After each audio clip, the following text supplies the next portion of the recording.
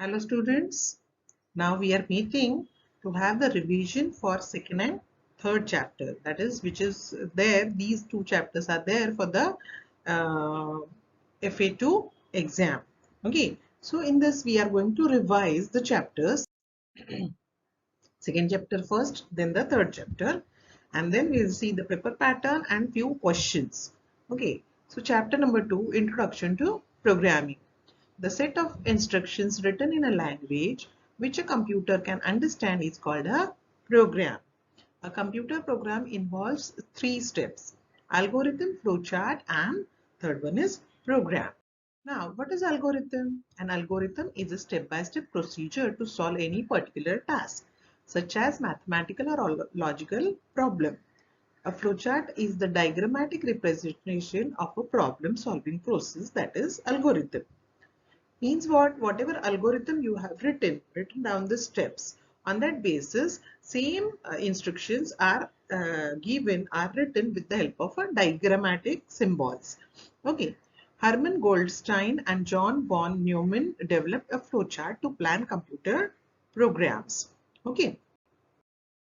Now, following are the basic symbols that are used while making a flowchart. That oval shape symbol, that is start and end. An oval represents a start or end point of the flowchart.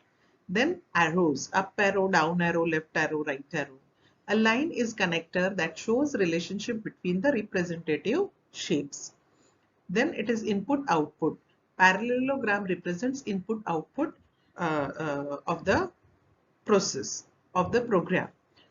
After that comes the process. A rectangle represents a process. A decision making. A diamond indicates a decision making symbol. And the circle, that is called connectors. It is used to join the parts of a flowchart.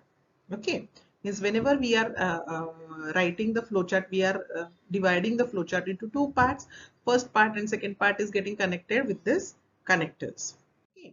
Now, categories of computer languages. Computer languages means the language in which computer we are writing the program and the language which computer understands. That is called computer language. There are two types: low level languages and high level languages. In low level languages, machine language and assembly language, these are the two types. Now, machine language means where binary codes are used to write the program. Binary codes means zeros and ones. Combination of 0 and 1, that is the language where computer understands this machine language. Whereas assembly languages are little bit developed languages than machine languages, where mnemonic codes were used instead of the binary codes. But they required a assembler to translate the assembly languages into machine language, because computer understands only the machine language. Now, low-level languages like machine languages and assembly languages are machine-dependent languages. Means if you have done one program in assembly or machine language on one computer, you cannot use the same program on another computer. Whereas this difficulty has been solved for high-level languages. They were machine independent language. Means on any machine you have done the program, you can use on any other machine also. In that, it is procedural languages. It is called generally it is called third level computer languages, where the examples of third level computer languages are your Fortran, Basic, COBOL, where you have to write all the instructions perfectly. Then only the computer will understand and it will perform and it will do the task for the user.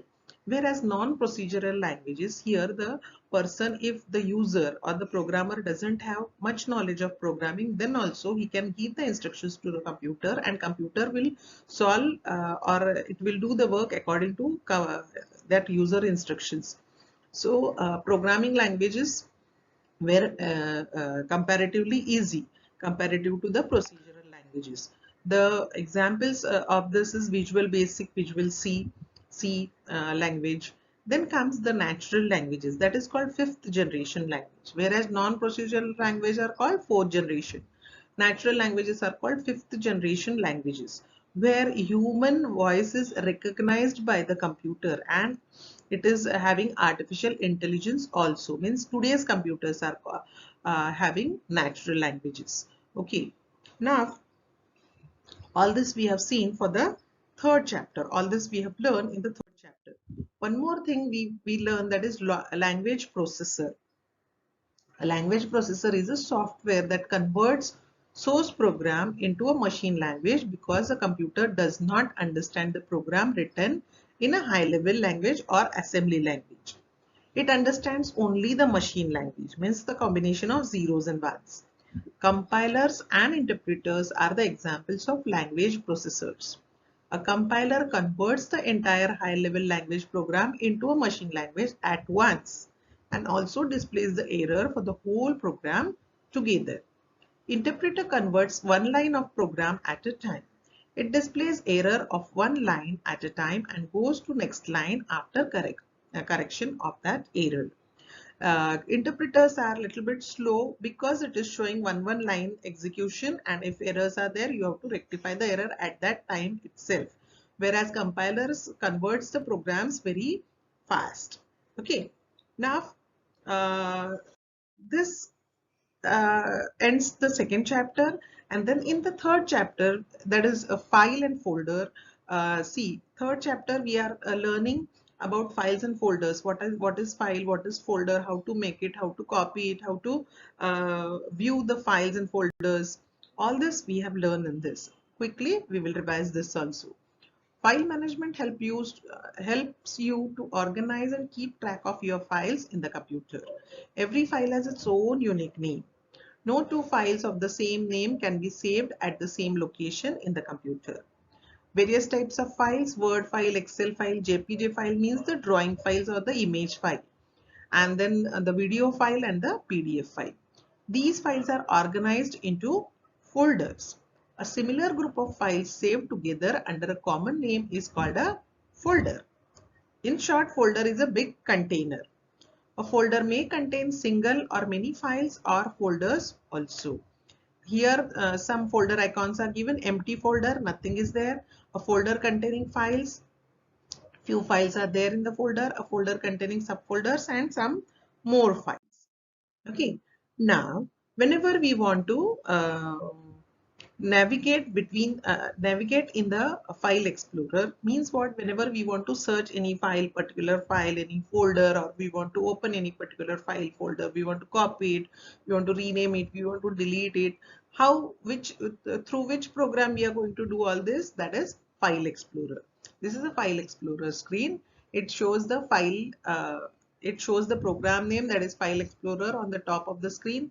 Then it shows the tabs within the ribbon. Then it is showing the address bar, that back, forward, up button. Then a navigation pan, left side pan and the right side pan, search box, and files and folders which are there listed on the in the particular file or folder on the desktop. Okay. Now, how to view the files, that also we have learned. We can view in large icons, small icons. See, in the view tab, if you'll click on view tab, you'll get different options, that is large icon, extra large icons, medium size icons, then small icons, then list type, content, and so many things are there, tiles are there. Okay, so in this different views, you can have the look of those files and folders in the particular file or on the desktop. Now, how to select a file, that also we learn. To select a single file, simply move your mouse pointer on that particular file or folder. Click once, it will get selected. To select multiple files which are not non-adjacent, so different files at different location, for that we have to press Control key, keep it pressed, and then go on selecting the files, it will get selected. Then selecting a group of files, in that case bring the mouse pointer on the left side of the file, left side top corner of that group, and just drag your mouse over the file names or file icons. It will get selected, and just release the mouse button whenever you want to stop dragging the mouse button. Then how to select all the files which are there in the folder or on the desktop, that is, you have to press Control and alphabet A. These two keys will work there. Now, creating a file and folder and creating file folder on the desktop. Suppose in the folder your mouse pointer is in some folder and there you want to create a new file. So you have to click on home tab. There is a new option. You have to click on that new option, so you will get the choice. You will get the list. From there you can choose the file or folder whichever you want, file type or any folder if you want to create. After selecting any particular file, suppose text document you have clicked, icon will come on the screen and it will show you, it will prompt you to type the name of the file. Type the name of the file and press enter, it will get created. Suppose on the desktop you want to create, take your cursor on the empty area of the desktop, click mouse right button, select the option new, and after clicking on the option new, you will get a pop-up menu. Out of that, select the file type or select the folder. Accordingly, it will get created and you have to type the name of that. Once you have created the file, you can rename the file. The rename option is there in the home tab. Whenever you will click on the rename option of the selected file, it will computer control will prompt you to change the name. After changing the name, just simply press the enter key. Now you can copy and move the file and you can open the file with different program.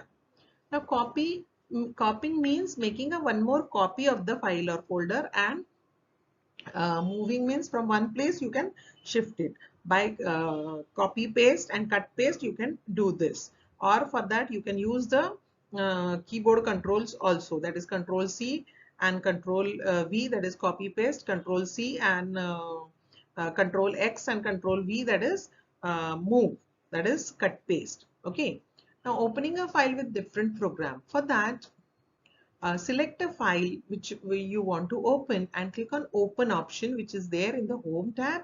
It will show you the list according to your file, which file you have selected. Here I have selected video file, so it is showing me films and TV, then photos and Windows Media Player and so many other options. Out of this, any option I can select and I can open my file. Okay, so now after that it comes deleting. See, we have seen how to make the file, how to view the file or folder, how to copy or remove the file folder. Now we will see deleting a file and folder. Deleting means for deleting you have to select the file or folder which you want to delete, and then in the home tab there is a delete option. Click on that, the file will get removed from the current location and it will go to recycle bin. Recycle bin icon is there on the desktop. It acts like a dustbin. Whatever you will delete, it will go to recycle bin. So to confirm it, we will open the recycle bin and our file will get displayed there first at the first place which we have deleted just now in the recycle bin.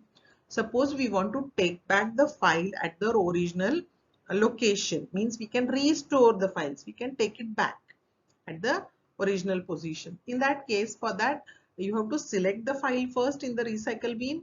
Then in the manage tab, see, it is shown, manage tab is shown. In the manage tab there is a option restore the selected item. Click on that, it will go to the original location of that file. Okay, and it will get removed from the recycle bin and it will get pasted, it will get displayed there in the original position of that location of that file. Okay, this all practical also we have done. Now emptying the recycle bin. The recycle bin you can make it full empty or one item you can delete. Okay, for emptying the recycle bin there is an option in the manage tab again. See, it is showing empty recycle bin and recycle bin properties. So if you'll click on empty recycle bin, it will ask you, are you sure to permanently delete these items? If you'll click on yes, all the items from the recycle bin will get permanently deleted, which you cannot restore it again. If you'll click on yes, if you'll click on no, all the items will remain as it is in the recycle bin. Okay.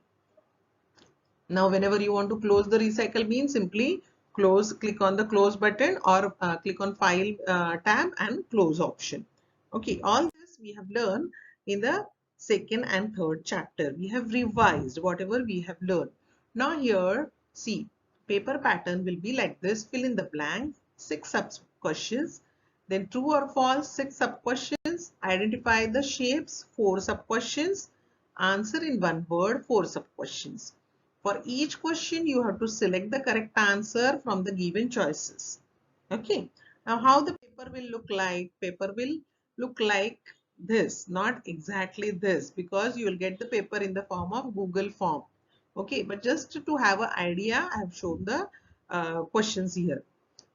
Fill in the blanks. The symbol used to indicate input or output of a program is rectangle, parallelogram, circle. The symbol used to indicate input output, that is a parallelogram. So this is the correct answer. So on the correct answer you have to click once. Now all of you know, all of you got the idea how to solve the paper. Correct. A group of files stored under a common name is called a dash. What is that? A folder. Say true or false. You can open particular file with a different program. Yes, you can open it. The flowchart helps in finding out errors. This is also a true statement. Correct. Now, next, identify the shape. Like this shape image you will get displayed and the choices you will get displayed. Rectangle, parallelogram or diamond shape. So it is a diamond shape. Then this next shape. These are the flow lines. So it is giving options flow lines, processing box or connectors. It is the answer is flow lines. Answer in one word. Open option is in which tab? It is in the Home tab. Which symbol is used to join the parts of a flowchart? Connectors. Correct. Like this paper pattern will be there. So like this questions will be there. So all of you have to prepare well for the exam. I have taken the revision also. You are having videos with you. You are having question answers notes with you. Go through the notes and prepare yourself for the exam. Best of luck for all of you for your computer exam. Okay then, bye. See you. Thank you.